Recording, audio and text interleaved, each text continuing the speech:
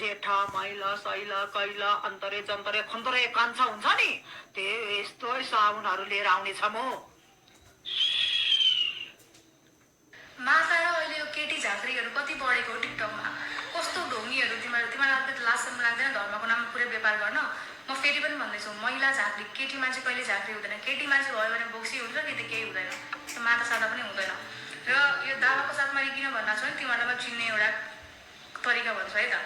सुरुमा माता भनेको त एकदम सानो शब्द भयो मेरो लागि, त्यो पछि अलिकति साइड लगाऊ, त्यो म पछि भन्छु। सुरुमा यो महिला झाँक्रीतिर केटी मान्छे झाँक्री अरे।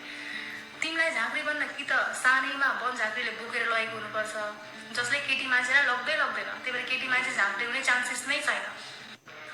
कसैलाई महालक्ष्मी चढिरहेछ अरे, कसैलाई चामुण्डा, कहिले भद्रकाली चढ्छ। माता हो कि के हो, इन्स्टलमेन्ट हो। यो त होलसेलमा चढिरहेछ त एउटैलाई। मिलियनमा फलोवर्स भएको र भर्खर उम्रिँदै गरेको सब माताहरूलाई म घर्षित छु। यो भिडियो हेरेर पनि तिमीहरू चेताएनौ भने चाहिँ माता सादा के पनि हुँदैन। तिमीहरूलाई स्त्री पूजै गर्नु छ भने कुमारीलाई गर न। कुमारी तलेजो भवानीको जीवित स्वरूप हो।